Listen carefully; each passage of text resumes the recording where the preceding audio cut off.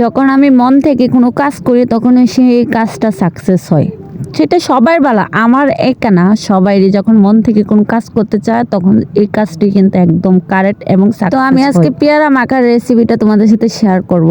তো আমাকে অনেকে জিজ্ঞাসা করতেছে যে আপু আমি কিভাবে মানে তুমি কিভাবে পেয়ারা মাখছো তেঁতুল ছাড়া, এটা আমাকে অবশ্যই শেয়ার করো। তো আমি তার জন্য বলতেছি যেহেতু ভিডিও এটা দিয়ে সবার কাছে শেয়ার করি যে আমি কিভাবে তেঁতুল ছাড়া পেয়ারা মাখছি। ওইটা আমি কিন্তু একদম সিম্পলভাবে মাখছি পেয়ারাটা। এখানে শুধু শুকনা মরিচটা পুড়ে নিছি, তারপর গুঁড়া মরিচ হালকা অল্প দিছি, আর তারপর লবণ আর এক টুকরা মানে মাঝখান দিয়ে এক টুকরা লেবু নিছি যাতে একটু চিপে দিতে পারি লেবুটা টক টক হয়। দেখো আমি তোমাদের কাছে বয়স দিতে গিয়ে এখন আবার আমার জিহ্বায় পানি চলে আসতেছে খাওয়ার জন্য। আসলে বলতে কি এটা কিন্তু খুবই লোভনীয় হয়েছে খেতে, মানে এত টেস্ট আমার কাছে খুব ভালো লাগে। আমি টক জাতীয় খাবারগুলো খুব পছন্দ করি।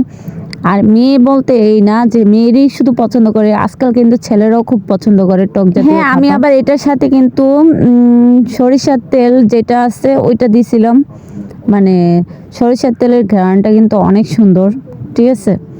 তো খেতেও খুব ভালো লাগে। তো আমি এখান থেকে শুকনা মরিচ যেটা এটা ভেঙে ফেললাম, আর লেবু যেটা টুকরাটা নিয়েছিলাম এটা রসটা আমি টিপে টিপে দিচ্ছি, এটাও কিন্তু খাওয়া যাবে।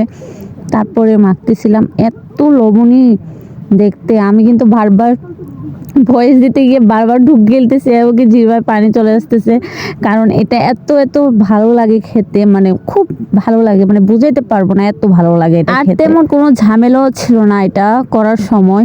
তোমরা যারা খেতে চাও এবং কি যারা মানে খুব খুব পছন্দ করো, আমি তাদের উদ্দেশ্যে বলতেছি এইভাবে তেঁতুল ছাড়াই খেতে পারো, খুব টেস্ট হয়। খেয়ে একবার দেখলে তারপর রিপ্লাই ভিডিওটা আমাকে অবশ্যই এসে দিবা, তারপর আমি বলবো আর খাইছো অবশ্যই আমার কাছে বলবা, ঠিক আছে। তো ভালো থাকবা, সুস্থ থাকবা, কমেন্টে অবশ্যই লিখে যাবা।